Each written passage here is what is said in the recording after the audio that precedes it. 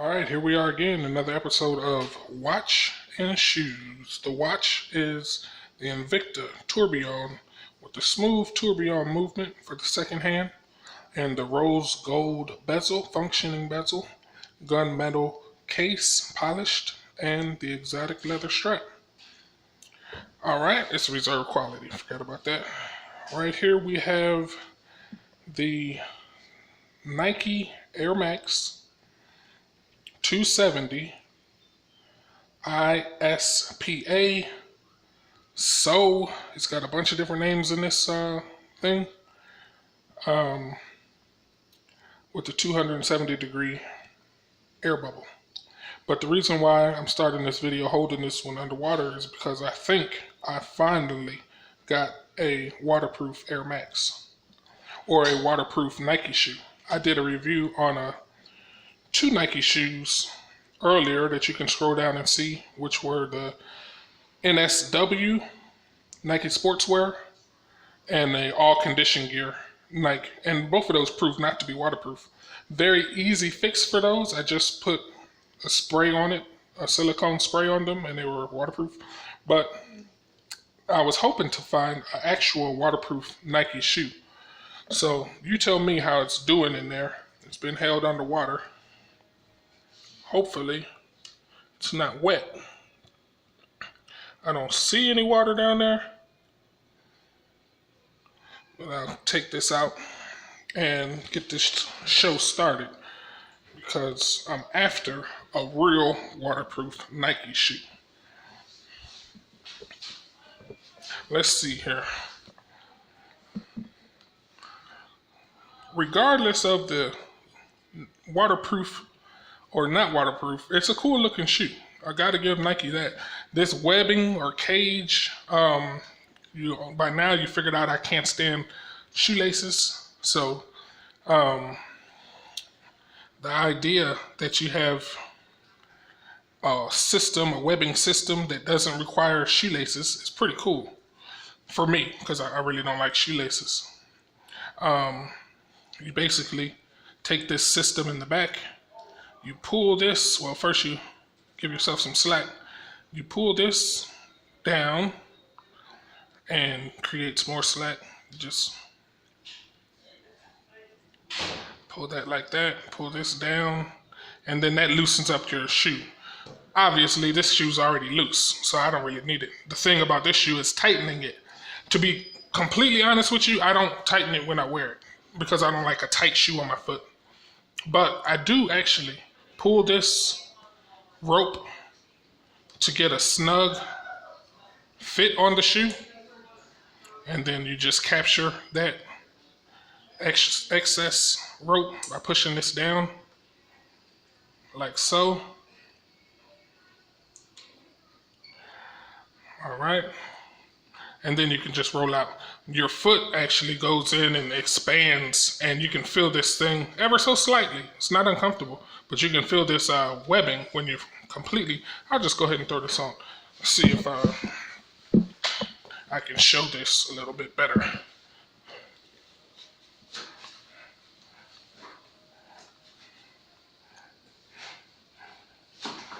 All right. So you can see like the webbing. Once your foot tries to go up, it actually keeps it snug. It's actually pulling right now there. So that's how that works. You could actually, if you chose to, throw laces in between each of these. I thought that was horrifically ugly, so I prefer it just like that. Snuck around and gave you an on foot. So that's what the look is on foot. I like this highly reflective material. If someone's coming up from behind you, then it'd be very easy to actually see you. So that's pretty cool. Let's pull that back off. Better get some extra slack. There you go. I think there's a pinching system on here. There we go. Now I got a little more slack in there. Just slide my shoe out, my foot out. Okay, so this is what we got. Pretty cool shoe, pretty cool design, very knobby bottom. I think Nike's going really hard in the area of cool. To be honest with you, the fabric doesn't feel expensive. The fabric does not feel like luxury. This is not leather, I don't believe. It's some kind of a cotton material. It's comfortable material, unlike some of the Nikes on the inside. I cannot say this is a comfortable walking shoe because the Nike 720 is so much more comfortable. So I've done a review on the 720, and then going from the 720 and putting my shoe in this one is pretty tough life. It's like going from a Bentley to a Porsche Boxster or something. It's just not the same kind of luxury feel when your foot is inside. Still feels great. I love the function. This is a shoe that you really go after for specs more so than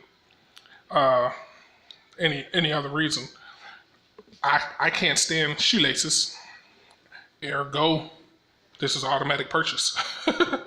So, also you get the added feature of being waterproof without having a nice leather boot. Here's another extra cool feature about this shoe.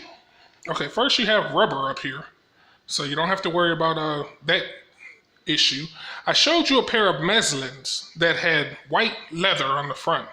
And those mezzlins, for whatever reason, this area bumped different things and it's wore out the leather. It's actually tore the leather in the front. So that might initially look very ugly and retarded, slightly strange. But if you've had a pair of shoes that have mysteriously worn out right on the toe, this makes a lot of sense. It's like a bumper for the toe box area, for the tip of the toe box area. Okay, then you have this very strange rubber. I can't say that really has a function other than to hold the lacing system. That's about it for that. Let's see, the material, ripstop nylon is the pattern on the material. I can see that pattern. Like I said, this material does not feel luxurious. I can say it feels cool, but it doesn't feel luxurious. It feels like a cool fabric. Love the color scheme. Of course, they blasted you with a Nike here, and just in case you didn't know it was Nike, they gave you 2 Nike checks on this side. Very strange. But it is what Nike does. Nike, they just keep hitting you with more and more Nikes as if you would forget that you're wearing a Nike. So this is a 270. Pretty big air bubble. But then again, if you've got the 720, then that air bubble is not impressing you. I do like the stance of the shoe. The stance is pretty cool. So you got plenty of points on looks. Actual luxurious material, not so. But this is a mountain boot shoe. So it's really with that knobby sole, this isn't really for luxury. It's more so for function.